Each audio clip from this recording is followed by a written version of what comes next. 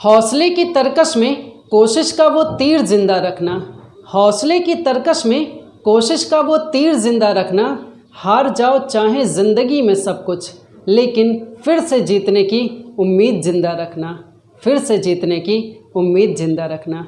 Welcome है आप सभी का। आज हम लोग जिस टॉपिक को कवर करने जा रहे हैं वो टॉपिक बहुत ही इम्पॉर्टेंट है। आपको पता है आपके एसएससी स्टेनोग्राफर का एग्ज़ाम 16 नवंबर से 18 नवंबर तक होना है, जो कि आपको पता है कि पिछली बार करंट अफेयर क्वेश्चन का कितना रोल था, उसी के पूरे व्यूज़ को देखते हुए, पूरे एक्सपेक्टेड टाइप के क्वेश्चंस को देखते हुए आपके लिए ये सीरीज़ स्टार्ट की गई है। 2020 के जितने भी इम्पोर्टेंट क्वेश्चन हैं, ठीक है, सारे इस वीडियो में कवर किए जाएंगे और ये सीरीज पार्ट 1, पार्ट 2, 3 करके ऐसे चलता चला जाएगा। काफ़ी इंपॉर्टेंट क्वेश्चनों को कवर किया हूँ। इस वीडियो को देखते हुए आपको बस इतना समझना है, क्या बीते दिनों में ये जो सारे क्वेश्चंस मैंने बोर्ड पे लिखे हुए हैं, उन सारे क्वेश्चनों को आपने देखा, आपने याद किया, या कभी आपने पेपर में इनको पाया कि नहीं पाया। हालांकि 2020 में बहुत ज़्यादा पेपर नहीं हुए हैं, तो फिर ये क्वेश्चन आपके लिए काफ़ी इंपॉर्टेंट हो जाते हैं। ये क्वेश्चन आपको इसलिए याद रखना है कि हाँ, ये सारे क्वेश्चन पूछे जाएंगे, ठीक है। और साथ ही साथ ये ज़रूर आप देखिएगा कि आपने जो पढ़ा हुआ है, क्या ये सारी चीज़ें पढ़ी हुई हैं। अगर ये सारी चीज़ें छूटी हुई हैं तो आप अपनी कॉपी में लिखेंगे और देखने की कोशिश करेंगे। और मैं आपको बताना चाह रहा हूँ, सबसे इम्पॉर्टेंट हिस्सा मैं कवर करने जा रहा हूँ। आपको याद होगा, जो आप लोगों ने अगर 2019 का पेपर दिया हो तो आपने देखा होगा कि करंट अफेयर के क्वेश्चन 20 से 25 इतने क्वेश्चन आपके पेपर में आ रहे थे। 20 से 25 क्वेश्चन हर पेपर में देखने को मिल रहा है, ठीक है। सारे पेपर में 20 से 25 क्वेश्चन करंट अफेयर के। इसके अकॉर्डिंग आपको ये सोचना चाहिए कि जीएस एक साइड में, थोड़ी बहुत चीज़ें उसमें पढ़ते रहेंगे, ठीक है, लेकिन करंट अफेयर को बहुत ज़्यादा मौका देना, बहुत ज़्यादा वक्त देना और बहुत ज़्यादा इंपॉर्टेंट मान के इसको पढ़ना भी है, ठीक है। मैं आपको 2020 के सारे इंपॉर्टेंट क्वेश्चनों को कवर करा दूंगा।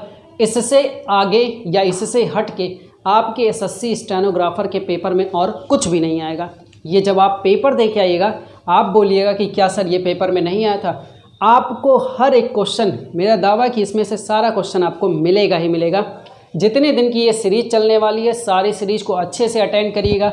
जो आपको नहीं पता होगा उसको ज़रूर लिखिएगा, ठीक है। आइए शुरुआत करते हैं क्वेश्चनों को, ठीक है। देखिए, आपका पहला क्वेश्चन जो अब आपसे पूछेगा, बहुत बार पूछा गया है बैक डेज में और अब फिर पूछेगा क्या, देखिएगा। राजीव गांधी खेल रत्न पुरस्कार 2020। अब ये इम्पॉर्टेंट क्यों हो रहा है? इससे पहले जब आप देखेंगे 2019 का, तो आपको पता चलेगा इसकी जो धनराशि थी, पुरस्कार राशि 7.5 लाख रुपए थी, ठीक है। लेकिन अब उसको बदल दिया गया, इसीलिए ये क्वेश्चन आपके पेपर में बहुत ज़्यादा इंपॉर्टेंट हो जाता है आने के लिए। तो अब क्या कर दिया गया है, अब इसका रेट या कह दीजिए इसकी पुरस्कार राशि, धनराशि 25 लाख कर दी गई है ना। इंपॉर्टेंट, बहुत ही इंपॉर्टेंट ये क्वेश्चन है, ठीक है। तो आप याद रखेंगे, राजीव गांधी खेल रत्न पुरस्कार में अब पुरस्कार राशि कितनी रहेगी, 25 लाख रुपए, ठीक। साथ ही साथ ये भी याद रखिए कि 5 लोगों को मिला हुआ है राजीव गांधी खेल रत्न पुरस्कार। अब पांचों इंपॉर्टेंट है? नहीं, पांचों इंपॉर्टेंट नहीं है। उनमें से 3 नाम मैंने लिखा, तो मैंने पांचों है, ठीक है, लेकिन आपको 3 नाम जरूर याद रखने कि इन तीनों को मिला है। याद रखना है 5 को मिला, लेकिन 3 मस्ट और मोस्ट इंपॉर्टेंट, ठीक है। तीनों में है कौन? पहला बंदा जो है वो है रोहित शर्मा। मोस्ट इंपॉर्टेंट आपसे पूछा ही जाएगा, राजीव गांधी खेल रत्न पुरस्कार इनमें से किसको मिला है? तो ऐसा भी हो सकता है कि आपको 3 ऑप्शन याद रखने पड़ेंगे, एक चौथा इसमें से देखेंगे कि इनमें से किसको नहीं मिला है। ऐसा भी क्वेश्चन आएगा, इनमें से किसको मिला है, ये भी आपको ध्यान रखना है। तो याद क्या रखना है, रोहित शर्मा क्रिकेटर हैं, ठीक है, भारतीय टीम के प्लेयर हैं, इनको मिला है राजीव गांधी खेल रत्न पुरस्कार। साथ ही साथ एक पहलवान है विनेश फोगाट, ठीक है, विनेश फोगाट पहलवान है, इनको भी राजीव गांधी खेल रत्न पुरस्कार मिला है। हॉकी के देखिए एक प्लेयर हैं रानी रामपाल, ये भी आपके लिए इम्पॉर्टेंट। तो 3 नाम आपको याद रखना है, क्रिकेट के रिलेटेड है रोहित शर्मा, फिर उसके बाद पहलवान है विनेश फोगाट, फिर उसके बाद रानी रामपाल है, हॉकी से रिलेटेड है। ये 3 नाम आपको ज़रूर याद रखने हैं। फिर बात आती है 2 खिलाड़ी और कौन है, एक मनिका करके है, पूरा नाम मैंने नहीं लिखा है लेकिन आप याद रखेंगे, मनिका नाम है, वो टेबल टेनिस से रिलेटेड है। और एक थंग बेलू है, पैरा एथलेटिक्स है, इनको भी मिला है। लेकिन वो 3 नाम जो मैंने आपको बताया वो ज़रूर याद रखेंगे, ठीक है। चलिए आगे देखते हैं, आपके सामने अर्जुन पुरस्कार है। तो भैया जब बदला हुआ राजीव गांधी खेल रत्न पुरस्कार, वैसे अर्जुन पुरस्कार को ही बदल दिया गया है। अब अर्जुन पुरस्कार जो 2020 में दिया गया है, या आप कह सकते हैं बाद में कि अब इसकी धनराशि कितनी है, तो अब इसकी धनराशि, पुरस्कार राशि 15 लाख हो गई है। तो सर पहले कितना था? पहले इस पे 5 लाख रुपए दिए जा रहे थे। आज का कंडीशन क्या हो गया? आज इस पे धनराशि इसकी बढ़ा दी गई है, पुरस्कार राशि 15 लाख कर दिया गया है। अच्छा, इसमें देखिए टोटल 29 लोगों को मिला है। 29 लोगों को, तो सबका नाम याद करना है? नहीं, सबका नाम नहीं याद करना है। पहली चीज़, इससे जो क्वेश्चन पूछेगा आपसे 2-3 टाइप से घुमा के पूछेगा। आपसे ये पूछ सकता है कि जो अर्जुन पुरस्कार है उसका पुरस्कार राशि कितना है, तो आप बताएंगे 15 लाख रुपए, ठीक है, 15 लाख रुपए है। और अब आपसे ये पूछा जा सकता है इनमें से किसको अर्जुन पुरस्कार दिया गया है, ये क्वेश्चन पूछेगा ना। तो 29 तो लोगों को मिला, तो 29 नामों को हम याद भी नहीं कर सकते, लेकिन उसमें जो एक नामचीन चेहरा होता है उससे आपको क्वेश्चन मिलेगा ही मिलेगा, और पूछेगा इनमें से किसको अर्जुन पुरस्कार नहीं दिया गया है, या फिर इनमें से किसको अर्जुन पुरस्कार दिया गया है। तो आइए, जो कुछ नाम मैंने लिखे उन नाम को आपको याद रखना, और आप भी कह सकते हैं कि हाँ सर ये चर्चित चेहरे हैं, इनका क्वेश्चन पूछा जा सकता है। जैसे ईशांत शर्मा और दीप्ति शर्मा, ये दोनों क्रिकेटर हैं, इन दोनों को अर्जुन अवार्ड मिला हुआ है, ठीक है, ईशांत शर्मा, दीप्ति शर्मा। फिर एक देखिए द्वितीय चंद जो एथलेटिक्स हैं, बहुत चर्चा में हैं, ठीक है, और बहुत ही फेमस है, बहुत ही नामचीन चेहरा है, ठीक है। तो इनका भी नाम आपको याद रखना है कि एथलेटिक्स से जो द्वितीय चंद है इनको भी मिला है। एक नाम मैंने आपके सामने लिखा, सौरभ चौधरी और मनु भाकर, दोनों निशानेबाजी से संबंधित है, इनको इस बार का अर्जुन पुरस्कार दिया गया है और बहुत ही फेमस हैं। आप देखेंगे आपके 2019 के पेपर में सौरभ चौधरी, मनु भाकर छाए हुए थे, तो आज भी याद रखिएगा, मनु भाकर और सौरभ चौधरी निशानेबाजी से, और इन्हें अर्जुन अवार्ड दिया गया है। 2 नाम और देखिए, साक्षी मलिक कुश्ती से संबंधित है और मीराबाई चानू भारोत्तोलन से संबंधित है, इनका भी अर्जुन अवार्ड इस बार मिला हुआ है। तो कितने नाम? 29 नामों के साथ आपके पास कुछ नाम हैं, कौन कौन से? ईशांत शर्मा, दीप्ति शर्मा, द्वितीय चंद को मिला है, सौरभ चौधरी को मिला है, मनु भाकर को मिला है, मीराबाई चानू को मिला है और साक्षी मलिक को मिला है। इनके खेल को भी याद रखिए और ये भी याद रखिए इन्हें अर्जुन अवार्ड दिया गया है। आगे बढ़ेंगे, ऐसे मैं डेली आपके लिए वीडियो कवर करूंगा और काफ़ी अच्छे अच्छे क्वेश्चनों को आपको दिखाऊंगा। और मेरी बात मानिए, इतना तो आपको याद ही होना चाहिए पेपर के लिए, ठीक है। आइए देखिए, यूपी की कुछ योजनाएँ हैं, उन योजनाओं को मैंने लिखा हुआ, आपसे क्वेश्चन पूछा जा सकता है, तो आप देखिएगा। कन्या सुमंगला योजना, आपसे क्वेश्चन पूछा जाएगा, कन्या सुमंगला योजना किस राज्य ने लागू किया, या योजना किसने बनाया? तो आपको याद क्या रखना है? उत्तर प्रदेश सरकार ने। इसमें बोला गया है कि बच्चियों की, जो लड़कियां होती है, बेटियां होती हैं, उनके जन्म से लेकर स्नातक तक की शिक्षा के लिए 15,000 रुपये आर्थिक मदद दिया जाएगा, ठीक है। तो आपसे क्वेश्चन कई तरीके से पूछे जा सकते हैं कि कितना धनराशि आर्थिक सहायता में कन्या सुमंगला योजना के तहत दिया गया है, किस राज्य ने दिया है? तो यूपी ने दिया है 15,000 रुपये, ठीक है, आर्थिक मदद देने का वादा किया और दिया जाएगा। फिर देखिए नेक्स्ट आपके पास है दस्तक अभियान। आप देखे होंगे जहाँ पे आंगनवाड़ी होती है या फिर कुछ लोग ऐसे लगाए रहते हैं, तो वहाँ आप देख रहे होंगे कि वहाँ दस्तक अभियान, मतलब ये स्वास्थ्य से संबंधित ये अभियान है और यूपी सरकार ने शुरू किया है। इसमें होगा क्या, जो जापानी इंसेफ्लाइटिस है या दिमागी बुखार, उसके रोकथाम के लिए, उसके लिए जागरूकता फैलाई जाएगी। किससे? दस्तक अभियान से। घर पे जाइए, दस्तक दीजिए, ठीक, ये सारी चीज़ों के बीच में अवेयर करिए। हम लोग के मोहल्ले में आए थे, सारे लोग अवेयर कर रहे थे दस्तक अभियान के तहत, ठीक है। चलिए नेक्स्ट देखिए, आपके पास मैंने लिखा है बाघ गणना रिपोर्ट 2019। देखिए ये गणना जो है 2019 की, इससे पहले अभी तो हुआ नहीं है, 2019 में हुआ है, तो इसमें आपको कुछ डिटेलिंग दी गई है, वो डिटेलिंग आपको याद रखना बहुत ज़रूरी है।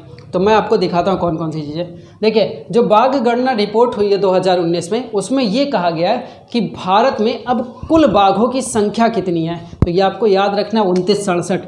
यहाँ पे मैंने लिखा हुआ है 2967, मतलब कि 2967 इतने लोग, मतलब इतने बाघ हैं कुल भारत में, ठीक है। अब इससे आपसे पूछा एक क्वेश्चन और अच्छा पूछा जा सकता है कि 2014 से लेके 2018 तक कितनी वृद्धि हुई है। देखिए तो कितनी वृद्धि हुई है, यह 33%। उम्मीद करता हूँ आपको दिख भी रहा होगा, और नहीं भी दिख रहा होगा तो सुनते रहिए, ठीक है।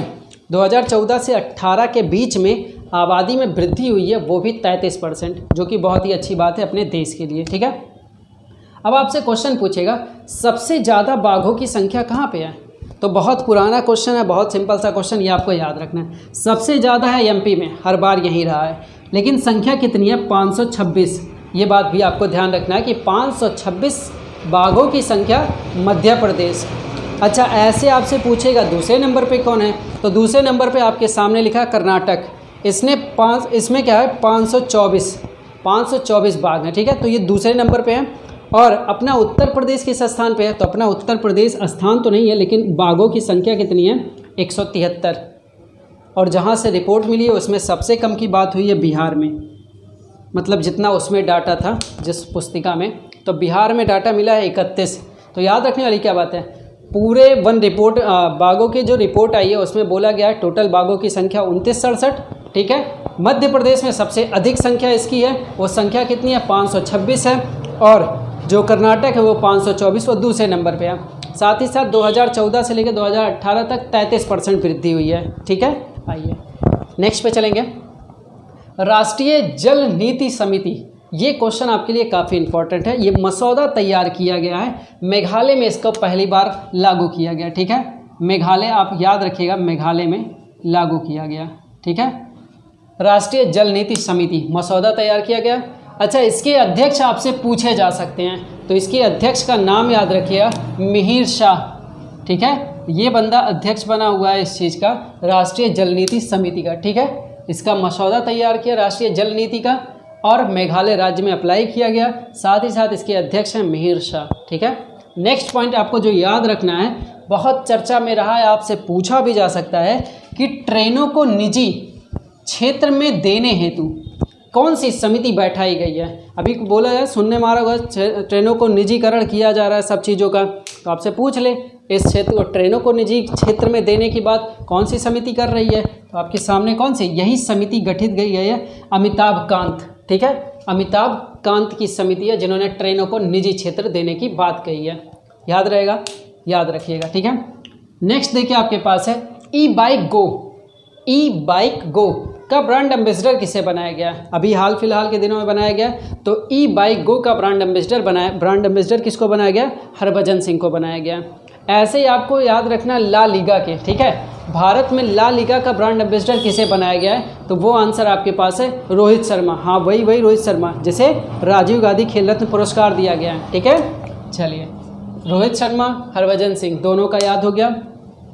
नेक्स्ट आपके पास है, काफ़ी दिनों से चर्चा में है, ये क्वेश्चन भी आपको ध्यान में रखना है, देश का पहला लोकपाल कौन बना है, ठीक है। तो देश का पहला लोकपाल, ये क्वेश्चन आपसे बहुत बार पूछा जाएगा और याद रखना जरूरी है। 2020 की अकॉर्डिंग 2 महीने बाद, अब तो 2 महीने भी नहीं बचे, 50 से 51 दिन बचे हैं आपके एग्ज़ाम के लिए। तो क्या याद रखना है, पहला भारत का लोकपाल किसे बनाया गया? पिनाकी चंद्र घोष को, पीसी घोष। आगे बढ़ेंगे, देखिए अभी नाबार्ड के चेयरमैन को बदल दिया गया, पहले कोई था, अभी किसका नाम आ गया है? देखिए यहाँ पे नाबार्ड के अध्यक्ष बने इस समय गोविंद राजुल चिंतला। गोविंद राजुल चिंतला, पूरा नहीं याद रखिए तो गोविंद याद रखिए, और गोविंद से नहीं याद है तो चिंतला याद रखिए। नाबार्ड के चेयरमैन चिंतला, ठीक है। चलिए आगे बढ़ेंगे, देखिएगा एक तूफान या चक्रवात, दोनों आपके सामने है। डायने चक्रवात अभी आया था, ठीक है। डायने चक्रवात अभी हाल फिलहाल के दिनों में आया था। तो ये किस क्षेत्र में आया था, या बोल सकते हैं किस देश में आया था? तो याद रखिए मेडागास्कर। डायने चक्रवात कहाँ आया था? मेडागास्कर। ये सारे क्वेश्चन इंपॉर्टेंट है, आपके पेपर में दिखेंगे ही दिखेंगे। हैगिबिस तूफान कहाँ आया था? डायने चक्रवात, मेडागास्कर। हैगिबिस तूफान कहाँ आया था? जापान में। ये सारे क्वेश्चन आपको याद रहने ज़रूरी हैं अगर आप 16 नवंबर का पेपर देने जा रहे हैं एसएससी स्टेनोग्राफर का, तो ठीक है।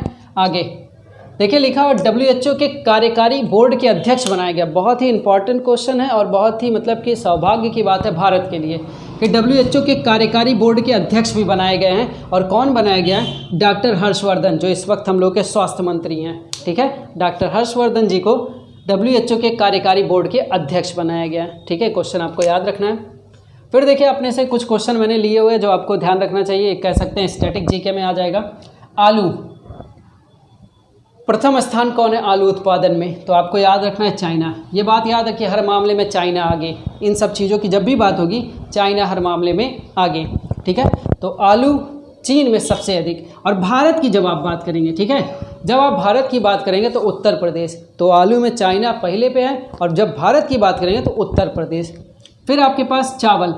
अब चावल में भी क्या है, चीन सबसे आगे है, उत्पादन में चीन सबसे आगे है चावल में। तो भारत में कौन है, पश्चिम बंगाल।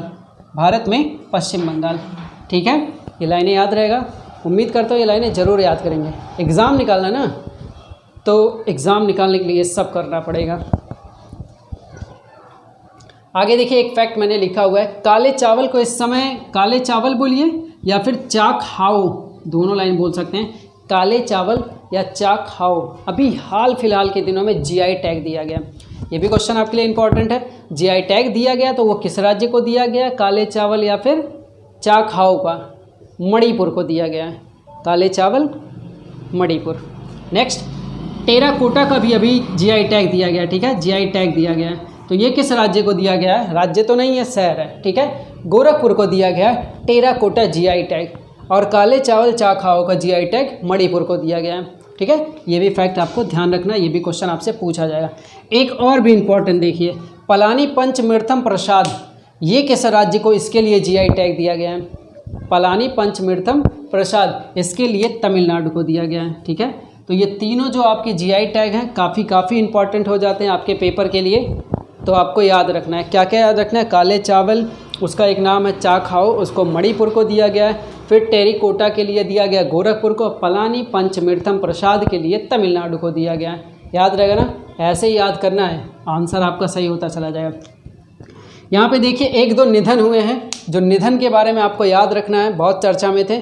जैसे एक नाम आपके सामने पंडित जसराज, पंडित जसराज, इनका भी निधन हो गया है। इनसे पूछेगा क्या क्वेश्चन कि ये किस फील्ड से संबंधित थे, तो आपको याद क्या रखना है, ये शास्त्रीय गायक, ठीक है, शास्त्रीय गायक से संबंधित है पंडित जसराज, जिनका निधन हुआ है।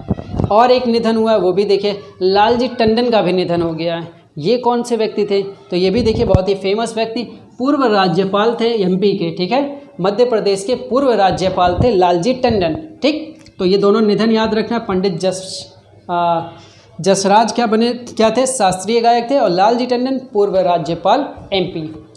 अब देखिए एक फैक्ट और लिखा है, फिल्मों के निर्देशक से आपसे क्वेश्चन पूछे जा सकते हैं, और सबसे जो हाईलाइटेड है, जो आपके पेपर में पूछा जा सकता है एकदम, ये दिल बेचारा का। ये मूवी हो सकता है, हो क्या सकता है, सारे लोगों ने देखा ही होगा, क्योंकि हॉटस्टार पे इसको फ्री कर दिया गया था, और सारे लोग जिस दिन ये रिलीज हुआ सारे लोग देखे हैं, ठीक है। तो दिल बेचारा जैसे सुशांत सिंह राजपूत की मूवी है। हालांकि इससे निर्देशक आपसे पूछा जा सकता है कि दिल बेचारा का निर्देशक कौन था, ठीक है, तो मुकेश छाबड़ा, ये क्वेश्चन आपसे पूछा जा सकता है। स्टोरी काफ़ी अच्छी है इस मूवी की, देखिएगा ज़रूर, ठीक है। खुद बहुत गम में रहता है, लेकिन फिर भी लोगों की तरफ स्माइल, ये होती है ज़िंदगी, ज़रूर जीजिएगा। हालांकि जिस हिसाब से उनके साथ घटनाएं हुई हैं, जल्दी से इंसाफ मिले। तो दिल बेचारा मूवी के निर्देशक मुकेश छाबड़ा। गुलाबो सिताबो, आपको पता है थिएटर बंद थे, बड़े पैमाने पर रिलीज़ नहीं कर सकते थे, लेकिन इस मूवी को फिर भी रिलीज़ किया गया, बहुत अलग अलग थ्रू पे, अमेज़ॉन प्राइम पे और भी कई जगहों पे इसको रिलीज़ किया गया। तो याद क्या रखना है, गुलाबो सिताबो के निर्देशक कौन है, सुजीत सरकार। दिल बेचारा के मुकेश छाबड़ा, और गुलाबो सिताबो के सुजीत सरकार, याद रहेगा। आइए चलते हैं इधर। देखिए एक फैक्ट आपके सामने है, लोसार महोत्सव, ये किस राज्य में सेलिब्रेट किया गया या सेलिब्रेट किया जाता है, ठीक है। तो लोसार महोत्सव इस बार का जो सेलिब्रेट किया गया है वो हिमाचल प्रदेश में सेलिब्रेट किया गया है, ठीक है, लोसार महोत्सव। फिर देखिए एक क्वेश्चन आपके पास है, हॉर्नबिल फेस्टिवल 2019-20 कहाँ सेलिब्रेट किया गया, ठीक है। तो 2019 का आपको पता होना चाहिए, वो किया गया नागालैंड में, और जो 2020 का है वो है त्रिपुरा में सेलिब्रेट किया गया है। यहाँ देखिए 2019-20 का, 2019 का नागालैंड में और 2020 का त्रिपुरा में, ठीक है। आगे बढ़ें, याद हो गया लोसार महोत्सव, आपको पता चल गया लोसार महोत्सव हिमाचल प्रदेश, और हॉर्नबिल फेस्टिवल पहले नागालैंड में, 2019 में, फिर 20 में त्रिपुरा में, ठीक। आगे देखिए एक दो अभियान शुरू किए गए थे इन दिनों में, वो भी देखिए। इरादा अभियान, ये किस राज्य ने शुरू किया था, किस चीज़ से संबंधित है, हटाइए, आप ये जानिए किस राज्य से संबंधित है इरादा अभियान। तो याद क्या रखना है, ये जम्मू कश्मीर से संबंधित है, इरादा अभियान जम्मू कश्मीर। गंदगी भारत छोड़ो अभियान ये किस राज्य सरकार ने शुरू किया था? तो ये मध्य प्रदेश सरकार ने शुरू किया गंदगी भारत छोड़ो। ठीक है, ये दोनों फैक्ट आपको याद रखने। इरादा संबंधित है जम्मू कश्मीर से और गंदगी भारत छोड़ो एमपी से संबंधित है। और आगे बढ़ेंगे, देखिएगा हबीबगंज रेलवे स्टेशन का नाम बदल दिया गया। ये काम तो बहुत अच्छे से हो रहा है इस सरकार में और अच्छी बातें करना भी चाहिए, सख्तियारी कुछ तो करें। हबीबगंज रेलवे स्टेशन का नाम बदल के किसके नाम पे रख दिया गया? जो भी नाम आपको मिलेगा सब नामों में अटल बिहारी वाजपेयी जी का नाम लिखिए, क्योंकि उन्हीं के नाम पे काफ़ी कुछ बदला गया। ठीक है, तो Habibganj railway station Atal Bihari Vajpayee railway station के नाम से कर दिया गया है। ठीक है, आइए और देखते हैं आगे। 2020 का जो 71वें नंबर का गणतंत्र दिवस था, आपसे क्वेश्चन अभी भी वो पूछा जा सकता है कि कौन मुख्य अतिथि के रूप में आया था। तो आपके साथ इसमें 2 क्वेश्चन मैंने लिखे हैं, दोनों आपको याद रखना है कि ब्राज़ील के जो राष्ट्रपति थे, ठीक है, जायर बोल्सोनारो, यही मुख्य अतिथि बन के आए थे। तो ब्राज़ील के राष्ट्रपति थे, ठीक है, कौन थे? Jair Bolsonaro. ठीक, और इसमें सर्वश्रेष्ठ झांकी के रूप में किस राज्य को सर्वश्रेष्ठ प्रदर्शन दिया गया है? तो याद रखना है असम। परेड में असम की झांकी को सर्वश्रेष्ठ दिया गया है, याद रहेगा, याद रखेंगे। ठीक है, फिर मैं आपके सामने ट्विटर का एक ला के दिया हूँ। ट्विटर के संस्थापक कौन है? ठीक है, तो जैक डोरसे और डिक कास्टोलो, 2006 में इन लोगों ने इसकी स्थापना की थी। Jack Dorsey, Dick Costolo. ये क्यों मैं आपको बता रहा हूँ? क्योंकि इधर देखिए ट्विटर कैंपेन हुआ, जम के ट्विटर का यूज हुआ और हमें न्याय मिला। आगे भी ट्विटर कैंपेन जारी रहेगा हर चीज़ के लिए। तो आप इसके संस्थापक का नाम याद करते रहिए, क्योंकि आपसे कभी कोई पूछ ले कि ट्विटर कैंपेन क्यों चला है, अच्छा ये बताओ ट्विटर के संस्थापक कौन है, तो है ना क्वेश्चन, याद रखेंगे। जैक डोरसे, डिक कास्टोलो, दोनों ने मिलकर 2006 में इसको स्थापित किया। अब देखिए आपसे क्वेश्चन 2 और पूछे जा रहे हैं, दोनों की राजधानी पे बात कर रहा हूँ। ठीक है, एक क्रोएशिया देश है, एक पराग्वे देश है। क्रोएशिया क्यों चर्चा में है? आपने देखा होगा फीफा का फुटबॉल हुआ था, विश्व कप फाइनल हुआ और क्रोएशिया उसमें पहुंचा था। ठीक है, तो देखिए क्रोएशिया की आपको राजधानी तो याद रखनी चाहिए, जगरेब। मैंने इसमें मुद्रा नहीं इंक्लूड किया, लेकिन अगली वीडियो में मुद्रा भी इंक्लूड करूंगा आप लोग, लेकिन इसकी मुद्रा जरूर लिख लेंगे, इसमें इंक्लूड नहीं किया गया है, मुद्रा याद करेंगे। ठीक है, क्रोएशिया की राजधानी जगरेब और पराग्वे की राजधानी असुनसियोन। बहुत पूछा जाएगा और पूछा जाना भी चाहिए, क्योंकि इनके नाम देखिए कितने अजीब टाइप के हैं। चलिए देश का नाम तो ठीक है, लेकिन राजधानी देखिए जगरेब, क्रोएशिया जगरेब, पराग्वे असुनसियान। नाम ही नहीं याद होगा, तो अब याद हो गया। लेकिन ठीक है, कैसे याद हो गया? क्रोएशिया की राजधानी जगरेब, पराग्वे की राजधानी असुनसियान, याद हो गया ना? याद हो जाएगा, बोलिए तो 3-4 बार। नेक्स्ट देखिए, WHO के महानिदेशक कौन है? ये जानना आपके लिए जरूरी, क्योंकि कोरोना काल में बहुत बार ये आए सामने। इनका नाम याद है, टेड्रोस। ठीक है, टेड्रोस अधानोम।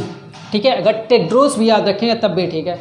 WHO के महानिदेशक टेड्रोस अधानोम। ठीक है, अच्छा देखिए, ये जो 2019 का चुनाव हुआ था, इसमें सबसे युवा सांसद चुन के एक लोग आए हुए थे, उनका नाम आपको याद रखना है, चंद्राणी मुर्मू। चंद्राणी मुर्मू ये सबसे युवा सांसद हैं, ये नाम आपको याद रखना है। नेक्स्ट और लास्ट फैक्ट, RBI के गवर्नर इस वक्त कौन है? तो शक्तिकांत दास हैं, 25वें नंबर के RBI के गवर्नर। अच्छा ये मैं क्यों आपको बता रहा हूँ, आपने देखा होगा इधर बीच में पैसे की बड़ी दिक्कत हुई थी सरकार को, तो सरकार ने एक धारे का प्रयोग करके, धारा, ठीक है, उस धारा का प्रयोग करके बैंक से पैसे निकलवाए थे। ठीक है, तो वो धारा कौन सा था? धारा नंबर 7। धारा 7 में ऐसा कुछ वर्णन है, बहुत ज़्यादा मेरे पास भी डिटेलिंग नहीं है, लेकिन ये है कि धारा 7 का यूज करके पैसे को निकाला गया था, भारत सरकार ने उस पैसे का यूज किया था RBI के। ठीक है, चलिए आज के लिए इतना ही, मिलेंगे नेक्स्ट वीडियो में, और ये ऐसे क्वेश्चंस मैं आपको कराता रहूँगा। इससे बस आप इतना समझने की कोशिश किया कीजिए, क्या ये इंपॉर्टेंट क्वेश्चनों को आपने पढ़ा कि नहीं पढ़ा, और पढ़ा तो आपको याद है कि नहीं याद है। याद है तो बहुत अच्छी बात है, आप तैयारी में बहुत शानदार तैयारी कर रहे हैं। ठीक है, और नहीं याद है तो आप लिखिए, तैयार करिए, अभी भी बहुत समय है। ठीक है, तो चलिए आज के लिए इतना ही। वीडियो कैसी लगी लाइक शेयर कमेंट करना मत भूलिएगा, और अपने दोस्तों के साथ ज़रूर शेयर करिए, ताकि वो साथी भी हमारे साथ लिख के स्टेनोग्राफर का एग्ज़ाम क्लियर करें और सब लोग बहुत ही अच्छे से एक अच्छे मुकाम पे हों। ठीक है, आज के लिए इतना ही।